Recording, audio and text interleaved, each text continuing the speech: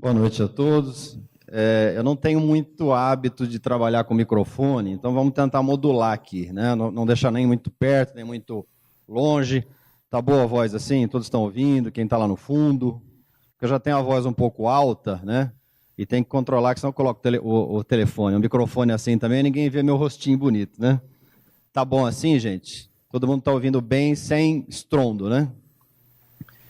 Eu queria inicialmente agradecer à Associação Espírita Allan Kardec pelo convite, na pessoa do meu amigo André, colaborador nosso lá na USE.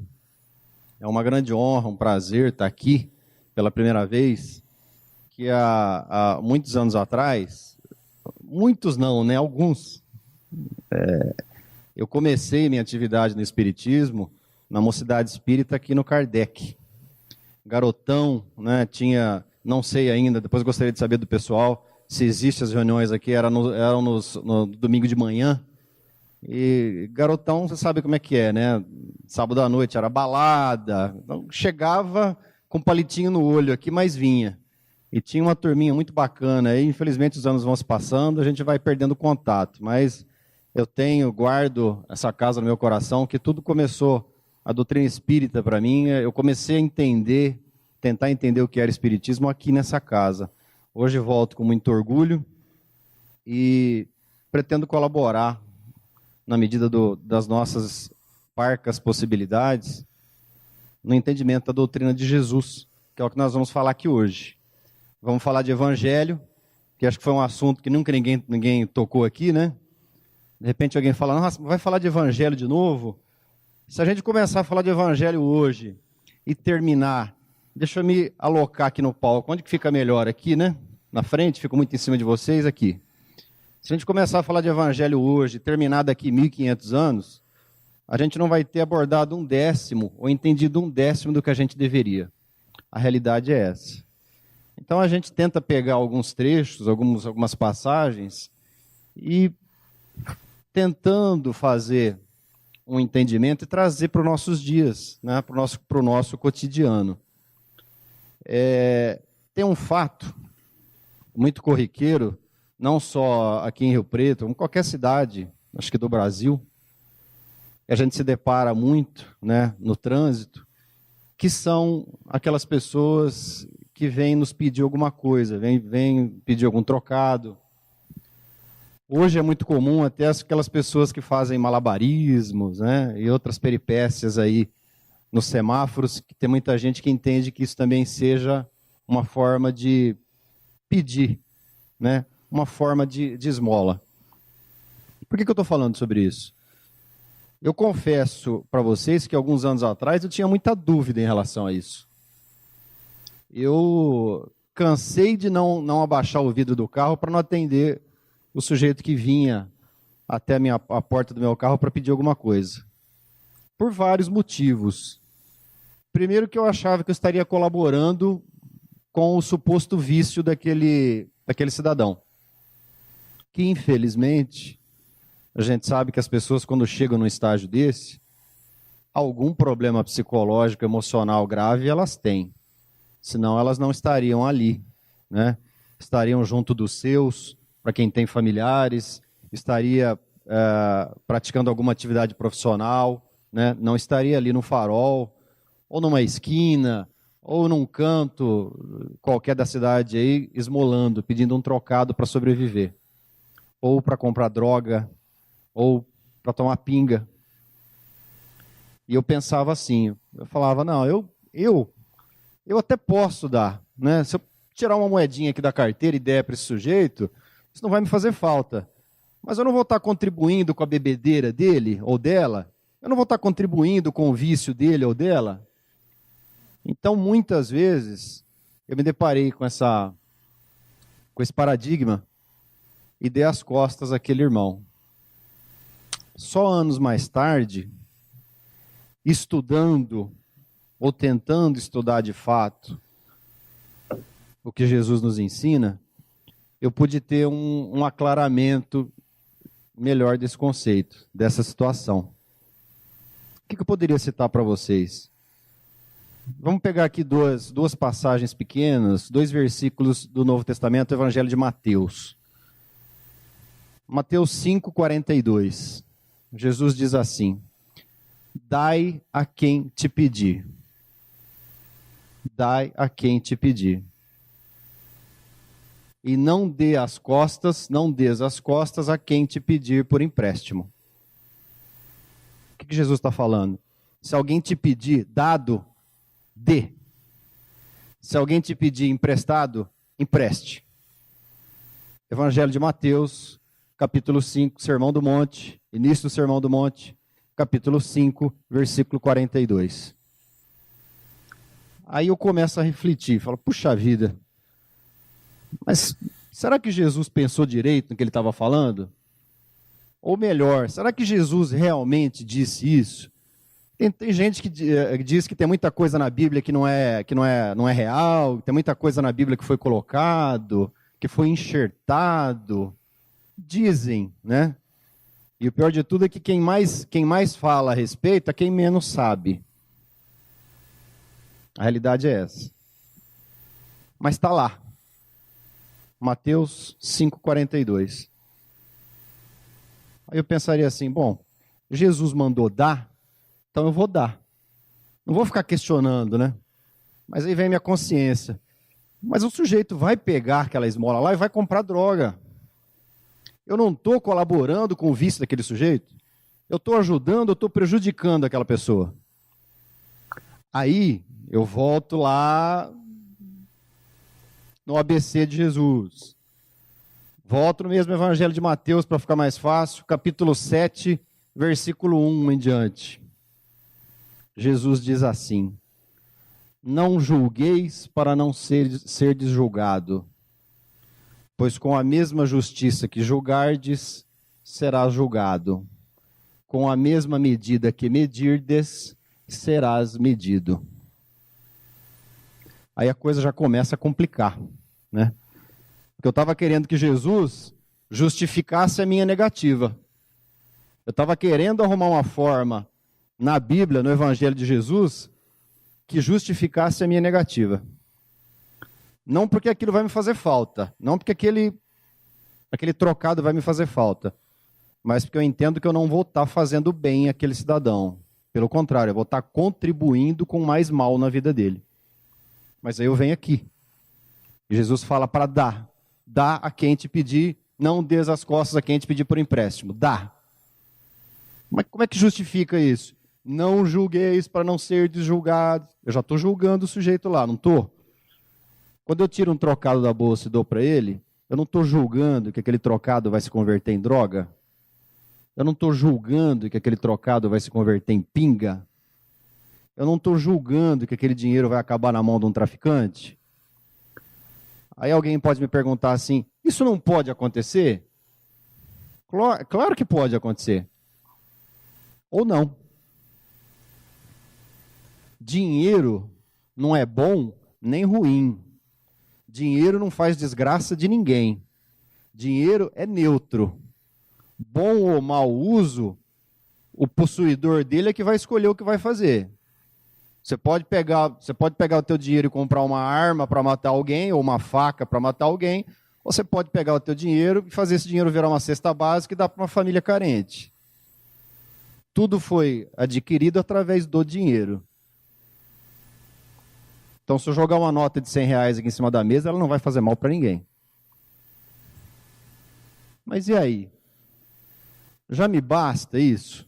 Não, tudo bem. Então, tem 2 versículos aqui, um que Jesus está mandando dar, outro que ele está falando para não julgar. Isso já é o suficiente para mim colocar a mão no bolso, dar para ele e abençoar. Eu tenho certeza que a grande maioria, se não todos aqui, ainda não estão convictos. E eu vou tentar reforçar um pouquinho esse conceito. Vamos falar um pouquinho de tempo. Como é que a gente mede o nosso tempo aqui? Né? Minutos, horas, dias, anos. Quando a gente fala em um ano, a gente consegue ter o parâmetro certo do que é um ano. Quanto tempo demora isso para passar? O que eu faço em um ano? Né? Dá para mim medir esse tipo de coisa. Eu consigo ter uma noção real do que é um ano. Vamos começar a multiplicar isso. Vezes 10. 10 anos. Eu ainda consigo imaginar o que dá para fazer em 10 anos. Eu ainda consigo imaginar como é que era a minha vida 10 anos atrás. Dá para entender. Vamos multiplicar? 100. 100 anos. O que é 100 anos?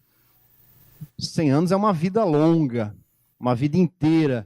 Demora para passar, né? Mas eu consigo ter uma noção do que é isso ainda. Então vamos continuar a brincadeira aqui.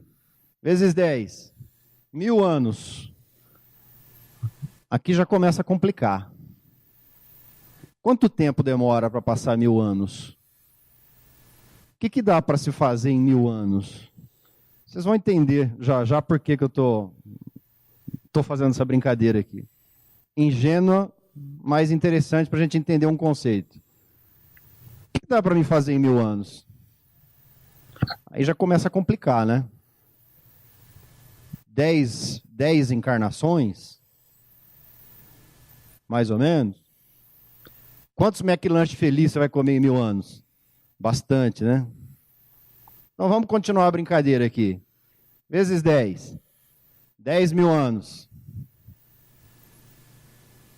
Aqui já está mais antigo que a Bíblia. Vamos continuar. Vezes 10. 100.000 anos. Eu sei escrever o que é 100.000 anos, mas eu consigo medir o que é isso? A gente tem, o nosso raciocínio consegue mensurar quanto tempo demora para passar 1000 anos? 100.000 anos? Vamos continuar. Vezes 10. 100.000 vezes 10 vai dar 1 milhão de anos, é isso? 1 milhão de anos. É isso. Bastante tempo, hein? Aqui já está anterior ao homem. Anterior ao hominídeo. Vamos continuar a brincadeira. 1 milhão vezes 10? 10 milhões de anos. Que eu já estou chegando perto dos dinossauros. Vamos lá. Vezes 10? 100 milhões de anos. Cheguei nos dinossauros. Vezes 10? 100 milhões vezes 10? 1 bilhão de anos. Vezes 5, para terminar. 5 bilhões de anos. O que se faz em 5 bilhões de anos? 5 bilhões de anos se faz uma Terra igual a que a gente conhece hoje. Ou, para ser mais exato, 4,6, segundo os cientistas aí. 4 bilhões e 600 milhões de anos é a idade aproximada do planeta que nós habitamos. Ok. E o que isso tem a ver com o nosso estudo?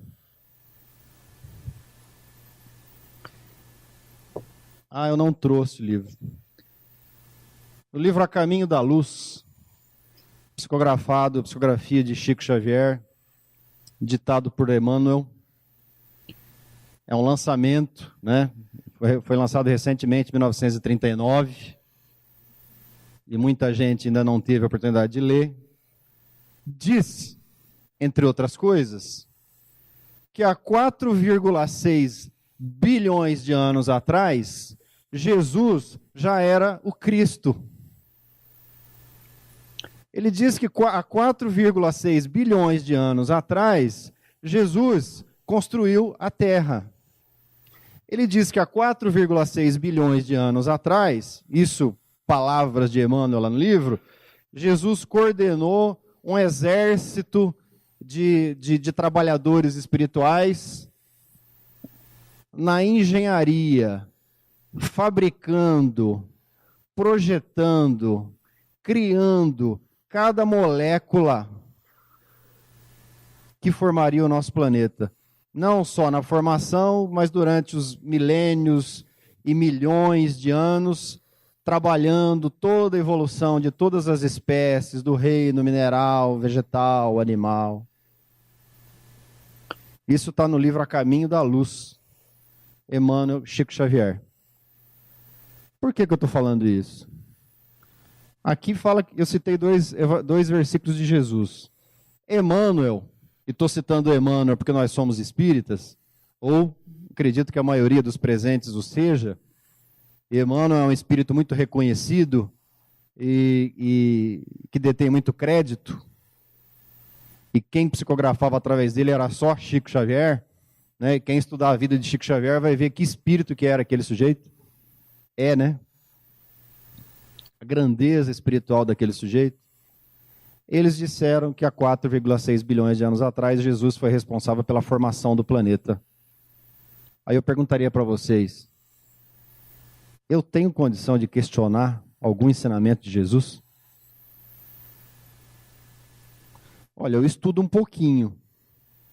Menos do que deveria, mas estudo um pouquinho. Não sou exatamente um ignorante, né? Mas será que dá para mim querer fazer frente com Jesus? Será que eu tenho condições de querer contestar, de querer argumentar, de querer confrontar algum ensinamento de Jesus? Partindo do pressuposto que o que está na Bíblia é verídico, partindo do pressuposto do que está lá no livro de Emmanuel é verídico, a realidade é essa. Eu estou falando de um espírito que há 4,6 bilhões de anos atrás, a gente não consegue mensurar o que é isso, ele já era um Cristo, um espírito crístico, um espírito que nós chamamos aqui de perfeito. Para o nosso padrão de entendimento, perfeito. Ele já era perfeito nessa época.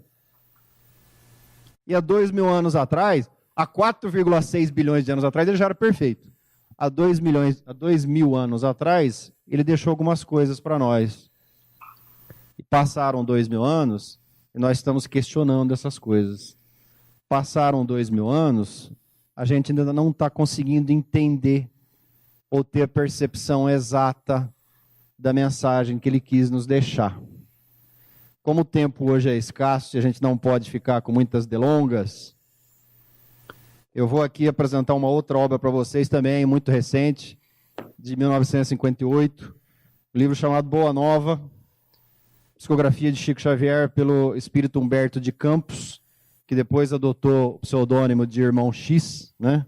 Que a família do Humberto quis processar a editora, né? Mas essa história é... Irmão X, Humberto de Campos, ele editou esse livro aqui, maravilhoso, Boa Nova. Meu irmão, se você passar pela terra e não ler esse livro, alguém já viu aquele programa do Datena? Não aquele que só fala de tragédia, aquele outro que tem umas perguntas, então ele faz umas brincadeiras, aí a pessoa erra a pergunta, abre uma escotilha assim, a pessoa desce. Se você não ler esse livro aqui, a hora que você chegar lá na porta do céu, se for falar com São Pedro, ele vai chegar para você e falar assim, o mar é você, né? Falar, sou eu, sim, senhor. Ele vai falar assim, você leu Boa Nova? Eu falo assim, não li não, senhor. Vai abrir a escotilha assim, é um umbral direto. Isso é leitura indispensável, gente. Fala simplesmente e unicamente de Jesus, né? É a cereja no bolo do Evangelho. Quem não leu, leitura obrigatória. Qualquer livraria você encontra. Aqui com certeza você vai encontrar esse livro, né? Leitura obrigatória. Aí nós temos aqui, no capítulo 12, eu vou ler um trechinho para vocês, que certamente algumas pessoas ainda não estão convictas do que a gente está argumentando aqui. Então eu vou ler mais um trechinho, mais uma mensagem de Jesus. Rapidinho. Capítulo 12, livro Boa Nova, título Amor e Renúncia. Aqui Pedro, o apóstolo Pedro, Simão Pedro, faz uma pergunta para Jesus. Ele diz assim, falando sobre as bodas de Caná, aquela festa de núpcias que todos nós conhecemos, que Jesus pegou lá, mandou vir os tonéis de água lá e transformou em vinho. Pedro pergunta: Senhor, em face dos vossos ensinamentos, como deveremos interpretar a vossa primeira manifestação, transformando a água em vinho nas bodas de Caná? Não se tratava de uma festa mundana, porque não era uma festa religiosa. E os hábitos judaicos até hoje, eles têm muitas... O povo judeu é um povo muito festeiro. E eles têm várias festas que fazem parte da tradição hebraica, da tradição judaica. Quando ele diz mundano, é porque o casamento não é uma festa coletiva, é uma festa de uma pessoa que se casou, né? Não se tratava de uma festa mundana. O vinho não iria cooperar para o desenvolvimento da embriaguez e da gula. Ou seja, a esmola que eu dou para o sujeito lá não vai contribuir com o vício dele? Aí Pedro pergunta para Jesus aqui, aquele vinho que você produziu lá, para aquele pessoal que já estava tudo bêbado, porque não sei se vocês sabem, mas o casamento judaico, casamento judeu, geralmente ele dura 7 dias. É 7 dias de churrascada, cervejada, lepo-lepo e vai. E o negócio não para. Lepo-lepo até que não tinha na época. Cerveja também eles não bebiam lá, mas churrasco de monte. E vinho. 7 dias. Que já estava no final da festa. O pessoal não estava bêbado, estava trêbado. E Jesus ainda assim manda vir buscar água para transformar em vinho. Para embebedar quem já estava bêbado? Pedro pergunta. Aqui também tem uma coisa da tradição, que na cultura hebraica, faltar alguma coisa na festa, faltar algum mantimento na festa, é uma coisa terrível. O noivo é motivo de grande vergonha. Então não pode. É 7 dias de festa, você tem que abastecer o pessoal lá, comida e bebida para o pessoal, para sair falando bem de você. Caso contrário... Então Pedro pergunta. Aí Jesus responde. Jesus compreendeu o alcance da interpelação e sorriu. Simão, disse ele, conheces a alegria de servir a um amigo?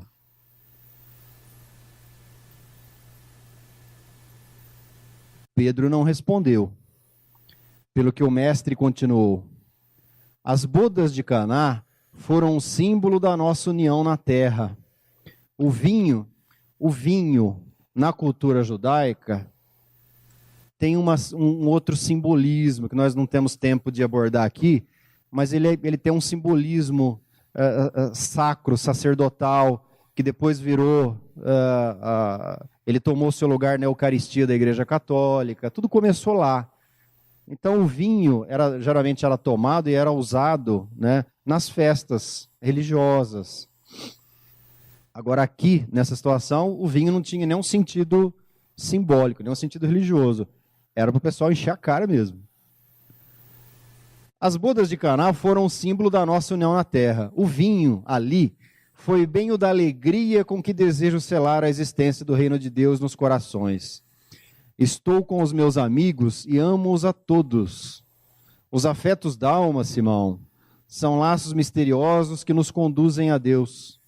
Saibamos santificar a nossa afeição, proporcionando aos nossos amigos o máximo da alegria. Seja o nosso coração uma sala iluminada, onde eles se sintam tranquilos e ditosos. Tenhamos sempre júbilos novos que os reconfortem. Nunca contaminemos a fonte de sua simpatia com a sombra dos pesares.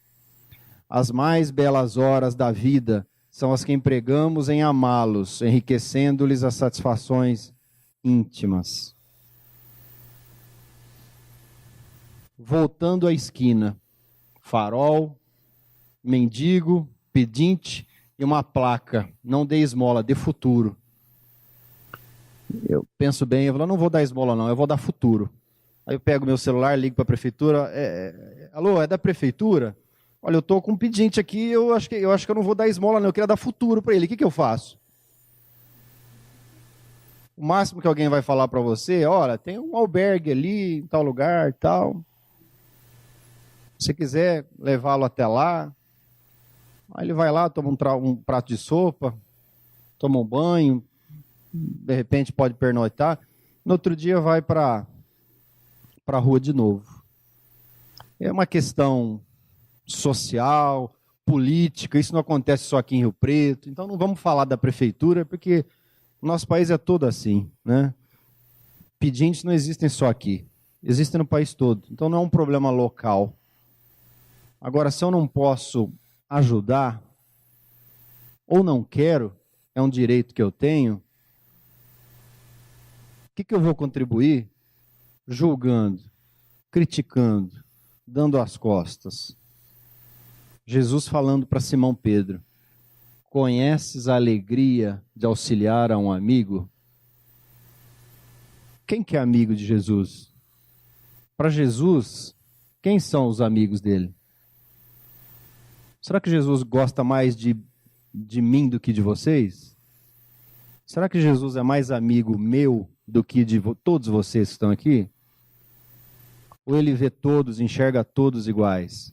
Apesar das deficiências, dos defeitos que nós sabemos que temos. Já pensou se Jesus fosse nos julgar? Fosse nos medir pela quantidade de erros que a gente comete? Ah, eu não vou ajudar esse sujeito aí não, ele não merece. Já pensou se não existisse a misericórdia divina?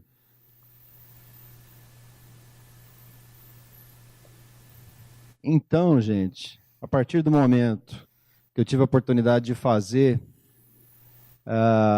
essas indagações, essas reflexões,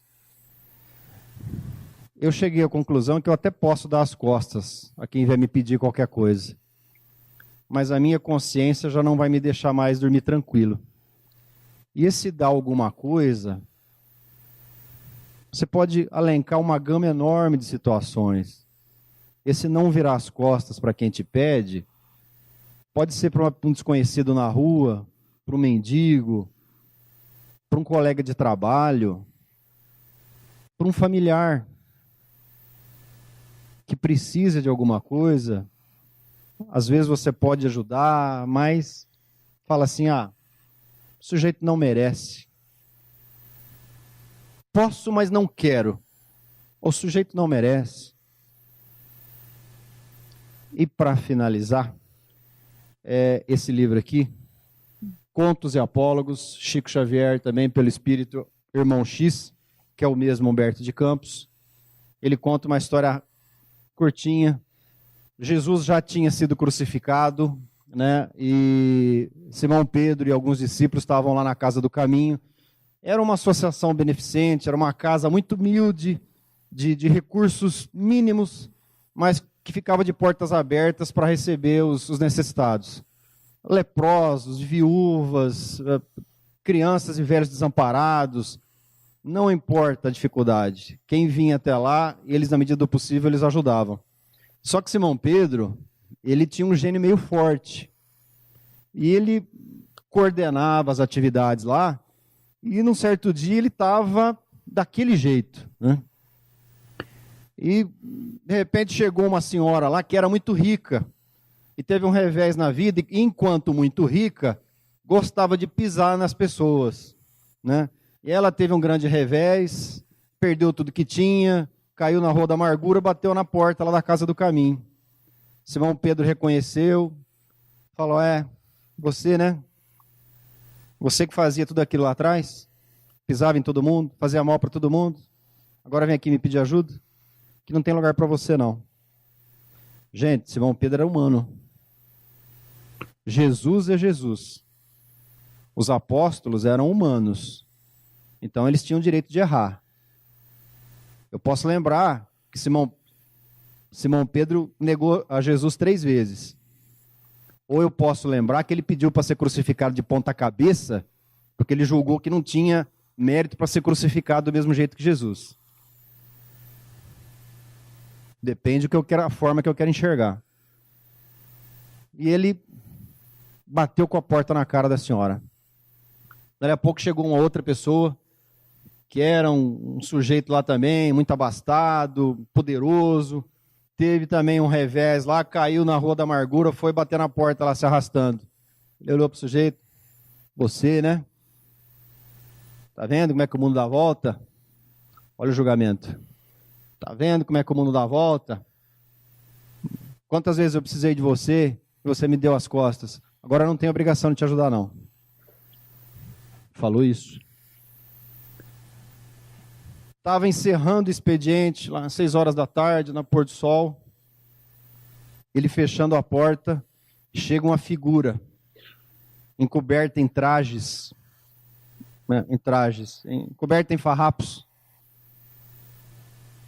E Simão Pedro já estava ali, os apóstolos estavam recolhendo as coisas, tal, para fazer suas orações e tal, que tem todo... Para quem não sabe, Simão Pedro era judeu, Jesus era judeu, então eles tinham toda uma tradição,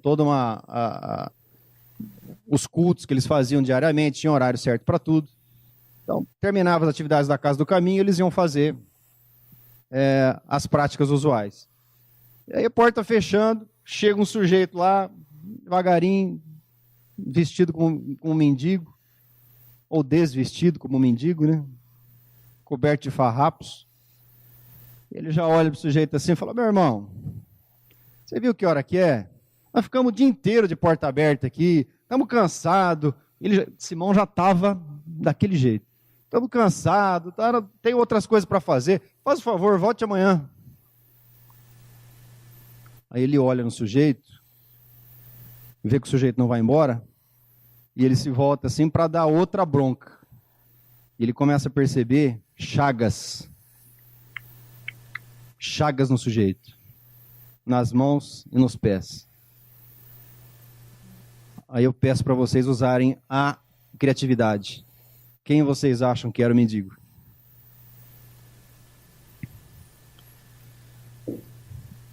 Portanto, gente, a reflexão da noite, ela nos pede para pensar da seguinte forma: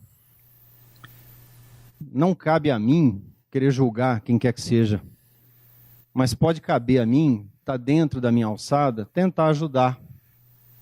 Seja com uma palavra amiga, seja com um trocado, seja com um prato de comida, seja com agasalho, seja com um abraço, seja com o que é que for. Porque a vida é muito curta. Nossa passagem aqui na Terra é muito rápida. A gente tem poucas oportunidades de fazer coisas boas, né? Nessa correria que a gente vive. Cabe a mim desperdiçá-las. Então vamos tentar refletir melhor no que foi falado hoje, chegando em casa, né? Não quero impor minha opinião, mesmo porque a opinião não é minha. A opinião é de Jesus. Nós vamos refletir sobre isso, não só no caso do pedinte, não só no caso do mendigo, mas em todas as pessoas, em todas as situações que se deparam conosco, que nós temos a possibilidade de ajudar de alguma forma e nos furtamos ao auxílio.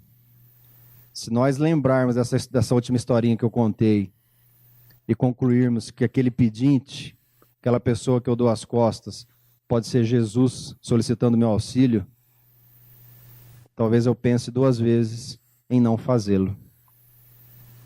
Era isso que nós tínhamos para falar. Eu agradeço a Associação Espírita Allan Kardec pela oportunidade, a atenção e a paciência de todos. Que Jesus prossiga nos iluminando e nos abençoando a todos.